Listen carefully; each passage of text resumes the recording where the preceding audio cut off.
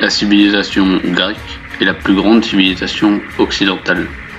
Mais parmi elles, elle a 2 livres qui sont les plus importants, l'Iliade et l'Odyssée. Ils ont été écrits par Homère au 8e siècle avant Jésus-Christ.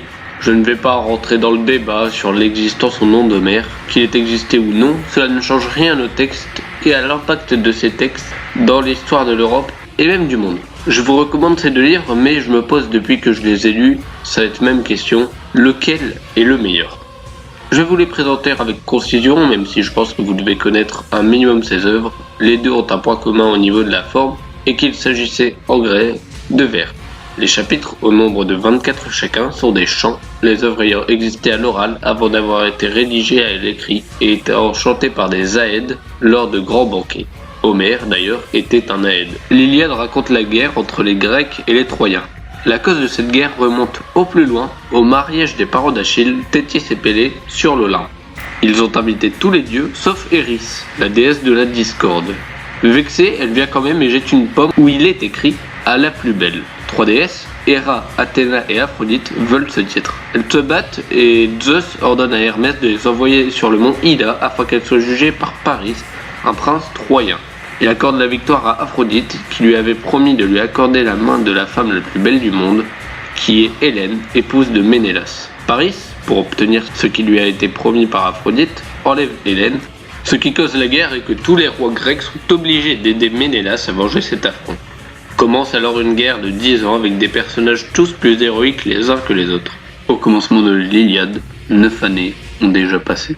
L'Odyssée, quant à elle, nous raconte le retour d'Ulysse, roi d'Ithaque dans sa terre, après la guerre de Troie. Il va devoir affronter de nombreuses épreuves, vaincre des cyclopes et surtout rentrer chez lui malgré ses épreuves et par sa seule ruse.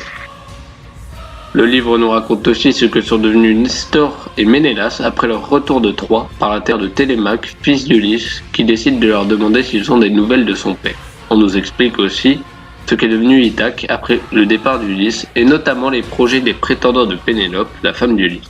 Ceux-ci ne sont en gros qu'une bande de squatteurs ivrognes qui tentent de se marier avec une femme qui démontre à chaque fois qu'elle les voit qu'elle n'a aucune envie de se marier avec eux.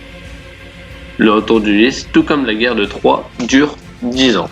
Ce que j'aime dans l'Iliade, c'est le caractère épique. Vous avez des combats de rois avec même des dieux qui interviennent et qui se battent avec des mortels, les généalogies des personnages où l'on apprend qu'en vérité cela fait depuis le grand-père que ce sont des héros, ou encore les anecdotes de Nestor, un vieillard qui raconte comment il pétait la gueule des fils de Poséidon pendant sa jeunesse. Il y a aussi le duel entre Achille et Hector, un des plus grands de la littérature. D'un côté, Achille va venger son ami qui a été tué par Hector, de l'autre, Hector, futur roi de Troie, défend sa patrie et sa famille. L'Iliade, c'est bien plus épique que toutes les séries Netflix que vous pouvez regarder dans votre canapé en engloutissant des chips. Après, si c'est pas votre truc de voir des mecs se battre dans une guerre ou même des dieux arrivent pour péter des gueules, je peux plus rien faire pour vous.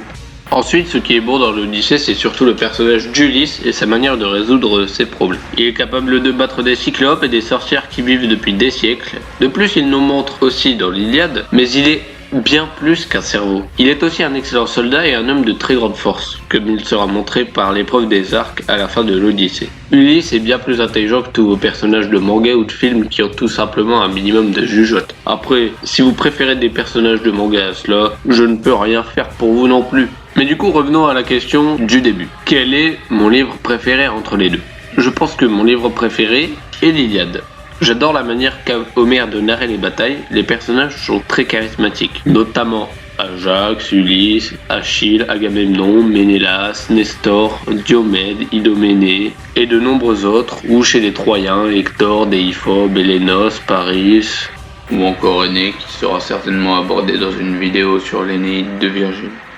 Le style des combats est très épique et les métaphores trouvées par Homère sont très pertinentes avec les situations auxquelles elles se réfèrent. D'ailleurs, petite anecdote, il est dit qu'Alexandre III de Macédoine, Alexandre le Grand, avait toujours auprès de lui l'édition de l'Iliade que lui avait fait Aristote. Maintenant, cela peut paraître contradictoire, mais malgré ma préférence pour l'Iliade, l'Odyssée est certainement une meilleure œuvre. En effet, l'Iliade se cantonne au style épique et à des batailles, tandis que l'Odyssée, elle, est plus diverse. Il y a des créatures mythiques et l'on y voyage. Cela dit, je vous conseille ces 2 livres, ils sont tous 2 parmi mes préférés et ils sont très importants dans la culture européenne.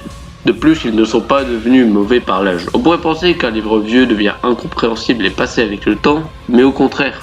Si on lit l'Iliade et l'Odyssée presque 3 millénaires après leur écriture, c'est parce qu'il y a en eux quelque chose d'universel et d'intemporel. Je vous remercie de m'avoir écouté et si la vidéo t'a plu, tu peux t'abonner.